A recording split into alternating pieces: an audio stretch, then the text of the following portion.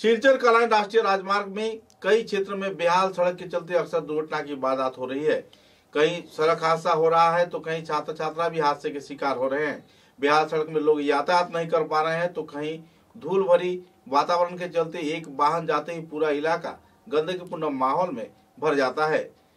ऐसी ही परेशानी से निजात पाने के लिए स्कूल के छात्र छात्रा से लेकर आम जनता इस वक्त सड़क पर उतर आए हैं। जल्द से जल्द सिलचर कलाइन राष्ट्रीय राजमार्ग पर धूल की सफाई तथा इस क्षेत्र में पानी छिड़कने की मांग को सामने रखकर सड़क संस्कार की मांग को सामने रखकर छात्र छात्रा तथा आवासीय क्षेत्र के लोगों ने विक्षोभ प्रदर्शन किया तथा जिला प्रशासन से जल्द इस संदर्भ में अहम कदम उठाए जाने के लिए मांग भी रखा।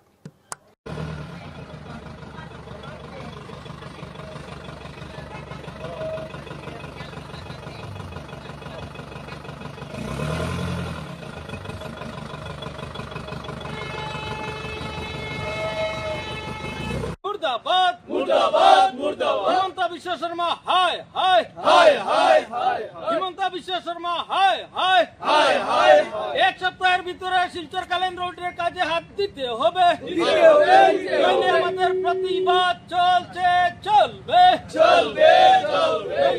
আমি বিজেপি সরকার তথা ডক্টর হিমন্ত বিশ্ব শর্মাকে অনুরোধ করছি, অতি সত্বর জনগণ আপনাকে সিএম বানিয়েছে, জনগণ আপনাকে সিএম বানিয়েছে, আপনি কমপক্ষে জনগণের প্রতি দরদ রাখা উচিত ছিল।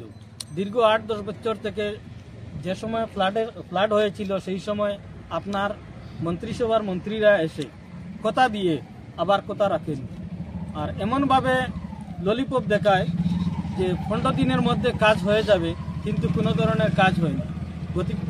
তাই আমরা কাটিগড়া তথা কাছাড়ের যুব কংগ্রেস থেকে আমরা এক সপ্তাহের সময়সীমা দিয়ে মিডিয়ার মাধ্যমে সরকারকে জানিয়ে দিতে চাই, যদি এক সপ্তাহের মধ্যে যদি কাজে হাত দেওয়া না হয় তে আমরা গণতান্ত্রিক পদ্ধতিতে আমরা প্রতিবাদে নামতে বাধ্য। ছাত্রগুলো আইতে পারে না, মানে নানান অসুবিধা হয়, রাস্তার কারণে লেট হয়ে যায়, স্কুলের মাস্টারে এইদিকে আবার কয় ছাত্ররা লেট হয়, এখানে রাস্তার কারণে কিন্তু লেট হয়।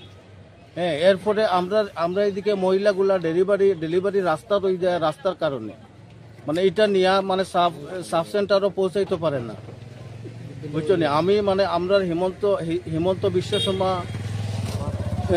মামারে কইয়ার আমরা অতি সত্তর রাস্তা এটার কাজ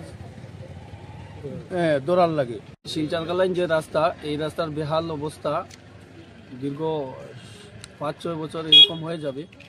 এই যে সরকার এই আমাদের রাস্তার জন্য কোনো পদক্ষেপ নিচ্ছে না, তাই আমি সরকারের কাছে এবং বিশেষ অনুরোধ রাখি যে এই যত সম্ভব তাড়াতাড়ি এই রাস্তার মেরামতি করার জন্য।